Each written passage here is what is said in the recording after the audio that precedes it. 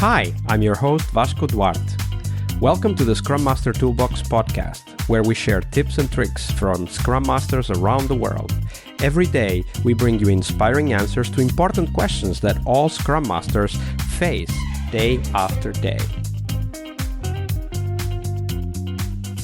Hello everybody, welcome to our Wednesday, the Leading Change episode, this week with Eliza Gregory. Hi Eliza, welcome back. Hi Vasco, thank you for having me. Absolutely. So Wednesday is, of course, the change day here on the podcast, and change is something we work with all the time as Scrum Masters and Agile coaches. So take us to one of those moments, a change process you were involved with, and describe how it went. Like, what were the steps that you followed? What were the things that worked, and maybe even some that didn't work? But as you go, highlight for us the tools, the tips, the tricks, the techniques you learned back then that you still apply today. So the situation that comes to mind is in a new company, there's a lot of processes that aren't quite solidified yet. There's a lot of process change and process development because we're still growing so much. And in this particular company, we had this group of agile coaches that weren't assigned to any teams or departments, but rather they were sort of the gods of Jira. They made all the process rules across the company and the Jira gods. So if we wanted something changed in Jira, we had to submit a ticket and go through them. And I had an issue where there was an individual who was not on my team. I'd never met this individual before, and somehow they had access to my team's board and backlog, and they found a ticket that had been marked done 4 or 5 sprints previously, and they decided that it wasn't done to their liking suddenly, and they just opened it and threw it back on our board without any conversation with the PO, without any conversation with anybody. We discovered it by happenstance, just kind of like, oh, I thought this ticket was close. I thought we fixed this. This is interesting. And so I ended up going to the team that the Jira gods. And I said, look, we had this situation. Is there a way that we can change this process so that these outsiders, can't just go in our board and start moving stuff around and reopening closed tickets? And, do they just not understand the process? And it became an argument. I had one That's surprising. Agile coach. Yes. I had an Agile coach on that team argue with me in the ticket that we've never needed this before, therefore we shouldn't need it now, which that should be like an original sin coming from an Agile coach or a Scrum Master to say that. That's so not Agile. But I mean, we went back and forth and it got a bit vicious. And I said, at the end of the day, I had to employ those crucial conversation techniques and sort of detach my emotions from the situation and be like, okay, what is this conversation about right now? And I said, look, our company last year at this time was 300 people, and now we're pushing 1,000. We're growing fast. And just because this hasn't happened before doesn't mean that this won't be the last time, or this will be the last time. It is the first for everything.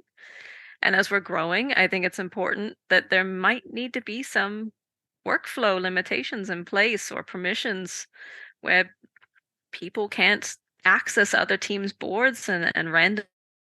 And eventually I won. Eventually it was implemented, but it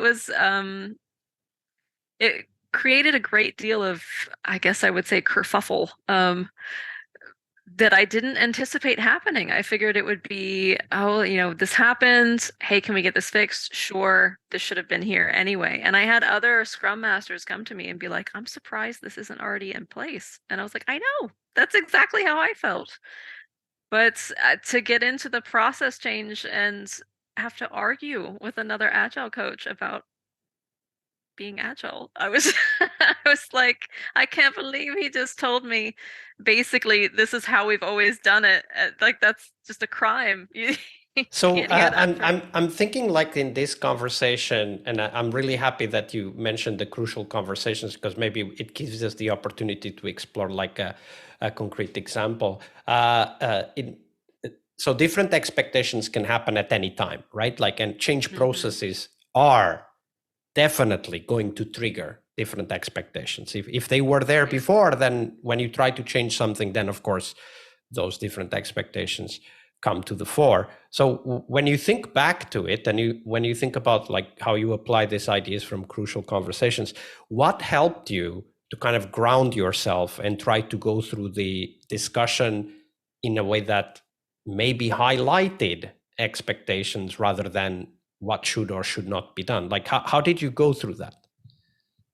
So one of the first things I always do whenever I feel like I'm entering into a situation like that is to remove my emotion from the situation. Because if I start letting my personal emotions for maybe I don't like the individual I'm arguing with, and I start telling myself stories about, oh, they don't like me because did this in a previous meeting a month ago or something, then I start jumping to conclusions and there's too much emotion and things get out of hand. So I had to sort of detach myself from the situation and go and just think, what am I trying to achieve here? What benefit does it add?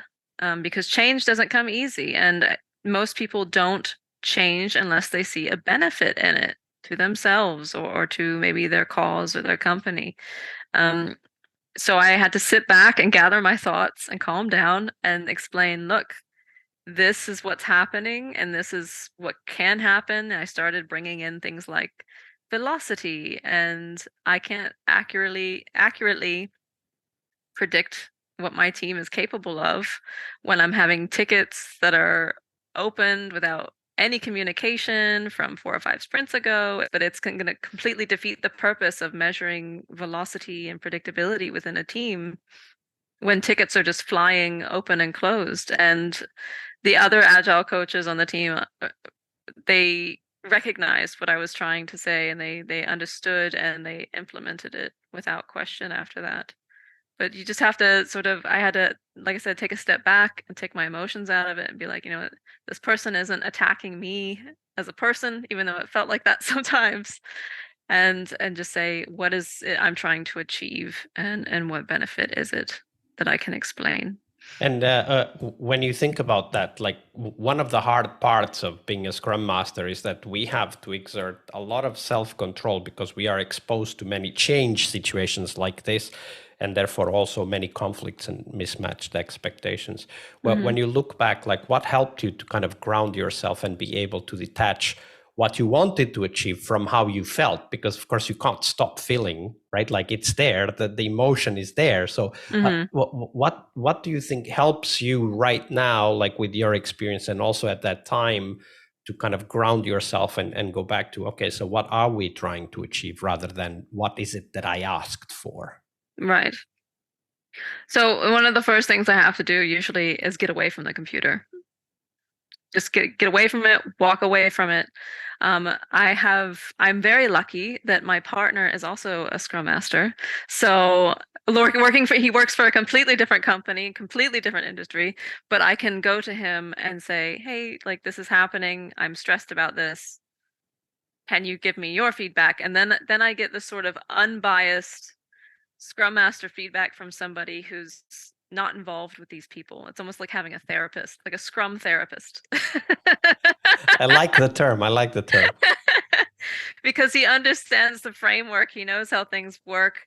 And he also has a lot of experience, but he's not emotionally in it like I am. So I would say, if you have friends who are Scrum Masters in other companies, maybe previous companies, you're still hooked up on LinkedIn, like step away from your computer or your work computer and reach out to the community. Maybe reach out to someone you know and trust and say, hey, can I get some feedback on this?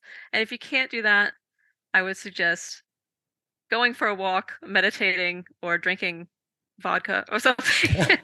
Just have a shot of ouzo or something. Something strong. Yeah.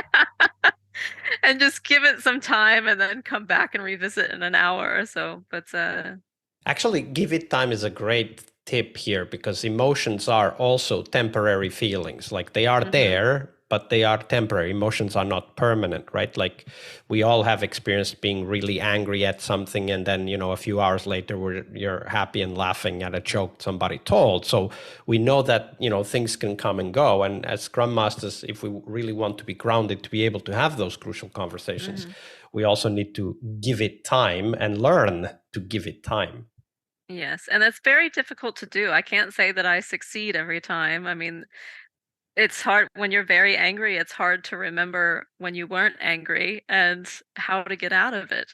And it does fix it. So stepping away, just luckily I live in I work in a remote environment now, thanks to this post-COVID world. But I mean, so if you're in an office, maybe try finding a quiet conference room that's not booked and just move your laptop in there and have a phone call with somebody and just get away from the commotion of the cubicles or whatever meeting you're in. Cancel your next meeting and go away into a quiet room and have a moment to yourself. Whatever works, right? Like, that's the point. We need to figure out whatever works for us. Eliza, thank you very much for sharing that story with us.